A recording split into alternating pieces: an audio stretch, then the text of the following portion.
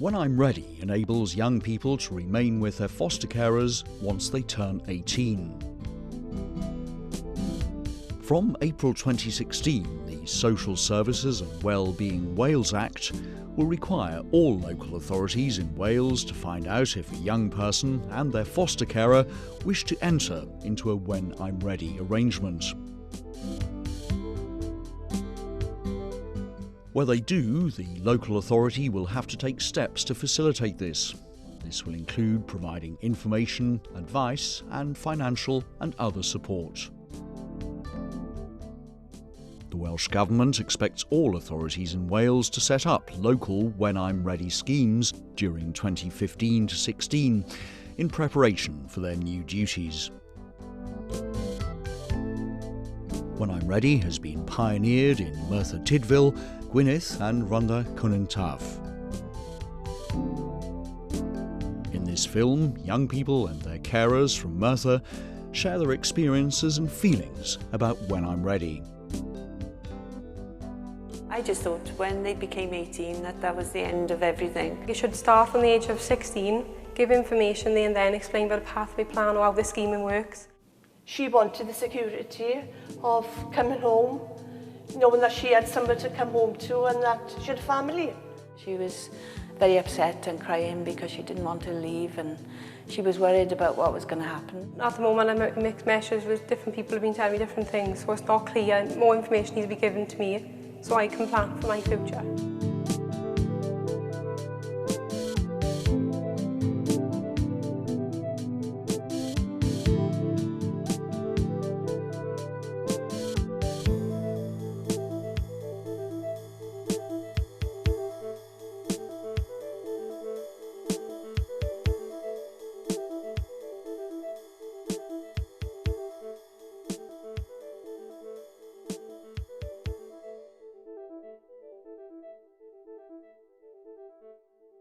The first time I heard about it was when my lad turned 17 and we started wondering. I just thought when they became 18 that was the end of everything. She didn't know where she would have to go and live and she thought she might be in shared accommodation with someone. She wanted to stay local and, well, she just wanted to stay with me because there's no way was she ready to leave. She had lots of concerns about money and how she would manage by herself because she was very upset and crying because she didn't want to leave and she was worried about what was going to happen. My social worker came to my house and she said, we are opening When I'm Ready scheme. And they asked her, did she think that was a good idea and would she like to do it? Well, I was thinking about it first. I was like, I don't know nothing about it at first. And then she told me, and I was warm into the idea of it. And she said yes, she would like to go ahead and try that. And I just felt relieved because I didn't really want to leave. Obviously we needed a lot of explaining to find out how it worked and everything. Neither of us knew what was going to happen. I wasn't sure how I would be able to carry on as a foster carer. With other children? Yeah. Being in year, I know I can stay there until after I finish my degree and hopefully get a job. So it's like pausing that worry then until I finish my degree and get a job, so then I can move out and do my own thing then. He was going to stay with us anyway. I've never thought of him as a foster child. He's come into our family, he's our son, as far as my whole family and the family network thinks. He's part of our family. So we didn't know anything about it, to tell you the truth, until then. The most difference for me was that she sort of went off, like sort of cared for you in foster care, and then you didn't know where we were then with the When I'm Ready, sort of cut off. There wasn't. It happened quite fast after I turned, well, it was the day after I turned 18 when it just came on top of us, and then we had to figure out to me and just get on with it. Just get on with it, yes. It was the transaction of going from foster care to being independent and we didn't really know where we were. So when Beth went first on it, it was like if you've come out of a family, right, this is your lodgings now, it's not your family anymore, you just live in here, you pay your rent and you just stay in here. But we didn't class it as that. She was part of my family and she'll always will be part of my family. I thought it was great. At that time I was planning on going to university, so I thought for me that gave me some kind of support. I could stay there and I didn't worry about getting another accommodation or being, you know, perhaps with another family or something. So that helped me. It put me at ease then, knowing that I had to plan for uni. I did have to plan to move out as well. So. Do you have more freedoms? Are there certain things you can do? Yeah, you can go out. You haven't got to explain to someone where you're going. You haven't got to ask permission to go over someone's house. Like before in foster care, you had to ask, could you go over to sleepovers, or could you have a haircut? That you haven't got to do at all now. That's your choice whether you want to do those things. Young people and their carers are expected to draw up a living together agreement, setting out the outcomes to be achieved from the arrangement and clarifying roles, responsibilities and expectations. There's a contract there, you know, you can't just run around and pretend the place is yours, and there's boundaries, of course, but there's a difference from foster care. It's hard to describe, but there is a difference. Jessica is going out this weekend on Saturday because the manager in the shop that she works in has just left, so they're having a leaving do. Now, there are issues at the moment as to whether she's going to, after work, go and have a couple of drinks first and then come home, get changed, go out for a meal, and then what time she would come home, how she will get home, the relevance of how much she would drink maybe, and then what she would do when she comes home, what time I expect for her to come home, whether she will walk home with somebody or have a taxi to come home. So these are just, I mean, they're just things that you would normally do within your own family, but I guess because of the responsibility and just instilling that sense from her that she has a responsibility to let me know then as well. The only thing, there's a positive and negatives about it. When you're in foster care, you class the foster child and it is a home. When you go into this when I'm ready, do you still class it as a home, or do you just class it somewhere as you live in until you're ready to move out? So you're officially a lodger, aren't you? Yeah, and I don't like that labelling either. Nothing have changed in our house, nothing at all.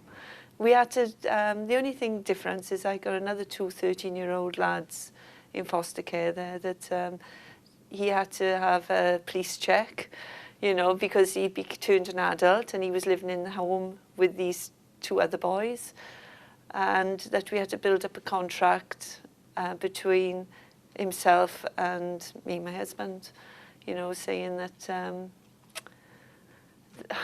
this is what I don't like, that he had to buy his own food, his own toiletries, his own washing.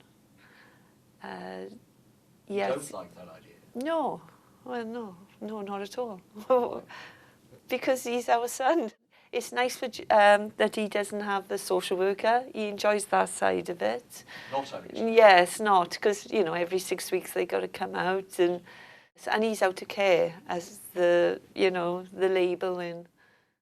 CRB had to be checked for. Is that right? Yeah. How did that feel, having this sudden check on your personality and your background? Well, I felt like, why do I have to be checked? I've been here since 6 years, but I had to be checked because there's the rules in it. The social worker sort of finished when she became 18, and the Bernardo's lady then took over. A support worker, she's helping her out, talking about where she wants to live and looking at places for them, different areas. Do you have a social worker? Or I have a support worker, and I also have support from Bernardo's. At the moment, I've chosen not to have so much support from Bernardo's because I find myself independent. If I desperately need something, I will ask, but I try and be independent as much as I can. So, your own person. If you need a support there, you haven't got social workers and that coming down to see you every week. You have got the more freedom to make your own choices. He's got a lot more money in his pocket as such to buy his own clothes. I suppose what he likes about it is that he's entitled to EMA. He's in college. He's in his 2nd year of college now doing carpentry. He was able to receive EMA, whereas if he was our son, he wouldn't have been able to have that. So he had that extra money, and now he's able to claim housing benefits. She's good with money now. She's saving. She's been told to save, and she is saving regular, which is something she didn't have to worry about before. But she's learning how to balance her money out and to sort things out. She's saving to go on holidays with her boyfriend. And, you know, if she wants to buy something new for herself, she saves up for it. It's a lot more relaxed. She doesn't have to come in at a certain time now. I mean, not that she stays out at all, but if she wanted to, she could, you know. But, yeah, things are a lot more relaxed, a lot easier now. My boyfriend's allowed to stay over, but he's been checked and, like, CRBs, and so he's been checked. Tash is becoming a lot more confident now since she's turned 18 and having more independence, I suppose. She's not so quiet, and now she's working as well on the scheme. She is, you know, she's doing a lot better. And do you think in a way that's because of this new arrangement, because of this slightly less regulated framework? Yes, I think so. I think it's made a big difference to her. How has that worked? How has that helped? Because of her independence, now she's treated more as an adult, and she's happier with the situation. She hasn't got the worries now that she's going to have to go, which was, you know, really worrying her, but now she hasn't got that worry. It's been taken away. It seems to be every few weeks she likes to take a day off. I have said a few times, you know, Tash, you've got to go in, otherwise they're going to get fed up of having you there. They'll get somebody else. Sometimes I don't like going. Sometimes I'm tired to go. What do they do? They say, Tash, if you don't go, then you'll be fired. And she's always saying, oh, but I'm not well, there's something wrong with me. But I think it's just that she feels she gets overtired. It's a good thing, because I don't really want to follow my sisters. Because they like sitting on their bums all day. And that's what you'd be doing if you weren't here? Yeah. Christine thinks of me as her daughter, and her daughter thinks of me as their sister, so I really like it. I call her Christine, but I like put on like cards now. I say Mum. Like for Mother's Day, I buy her a card. Does he call you Mum? Yes, yeah. You've called us Mum and Dad since he was 9. We do quite a lot of cookery together, but because we prepare evening meals together, so that's the subtle way in which I am teaching her cookery skills, and I take her shopping with me so she can see from what I do. So almost I'm role modelling, perhaps giving her anticipation and expectation of her life moving forward by role modelling, really. I think you're really, well, I do really appreciate all the help that you give me in the kitchen. Nobody cuts the lettuce like you, Jess. He knows that we're not going to turn our back on him. He has to abide by house rules like us all, you know, but no, he's comfortable where he is. He knows that. When he's ready to move out, we'll support him anyway. Well, actually, this is the thing. We're building a log cabin now in the gardens for him. Yeah, so. Well, he wants his, because we got 2 other placements. He's 18, you know, to have friends back, to play music and things, or after they've been to rugby, coming home from nightclubs, he wants his own place, so we're actually building a log cabin at the moment. It's an unusual take on the idea of transition. It is. It's just over the patio, so What's yeah. it look like? Nice at the moment, yeah. It's quite big. It's 20 foot by 24 foot. It's, you know, nice. He'll have his plasma on the wall. It's a real man shed, I think. We asked the young people and their carers if they had any questions about When I'm Ready. You know, like when he's hoping to have an apprenticeship, what happens then? It's not so much completely out of the system then, you know, out of care or... So you're not sure? No, I don't know anything. Or he doesn't. You know, what happens then? The other young boy I have, he's very intelligent, you know, and hopefully he'll go to university. So what if he does a course that leaves him till he's 25, you know, will he still be able to have the support from the local authority then? You know, in this When I'm Ready, will he have a home to come to? Or The only thing I'm worried about is that the scheme is meant to finish at 21. I'm turning 21 at the end of the year, so I was more concerned about what happens because I'll be in the middle of my university degree course. So can I stay in my foster home, or have I got to move out? That's my only worry. So you're telling me nobody's told you? Or I'm not, at the moment, I'm in mixed messages with different people who've been telling me different things, so it's not clear. More information needs to be given to me so I can plan for my future. Could you let us know how long you can stay on, if she's in full-time education? Does she stay on this scheme? Did she actually finish her education?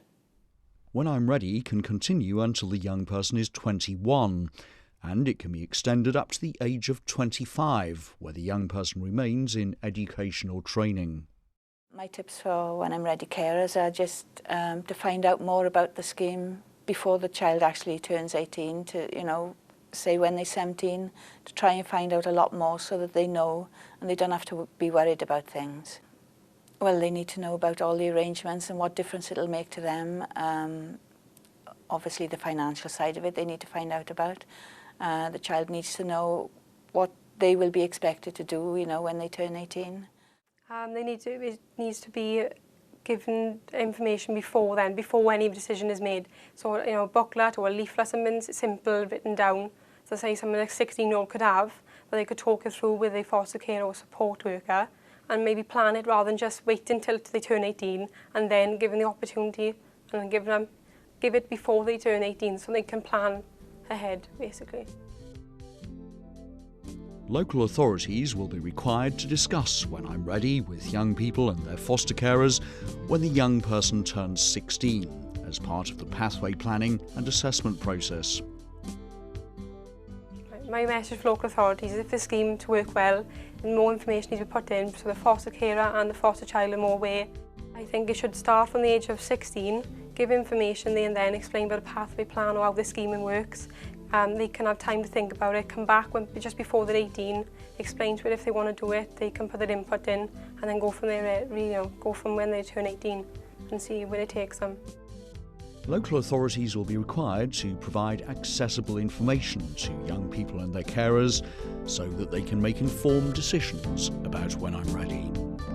He just wouldn't have been able to cope on his own. He'd be lonely. He would have no idea how to pay for things.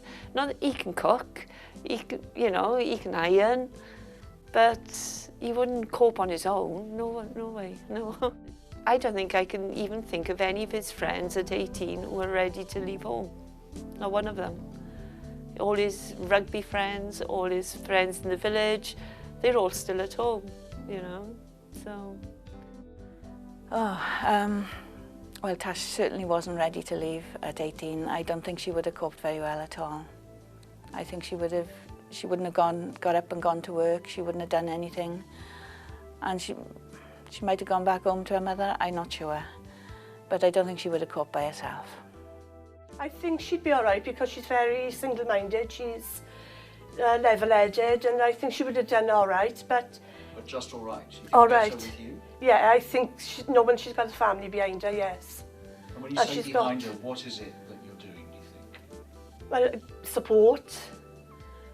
Just treating her like part of the family. You know, she's just my family, and just giving her support like I would give my own child. Would you do it again? Yeah, definitely, yeah. Why? Well, because if a child has been with you for so long that they feel like part of your family and they're not ready to move on, then I think it's a good thing for them that they don't have to, you know. I wouldn't have liked to have had to move out at 18.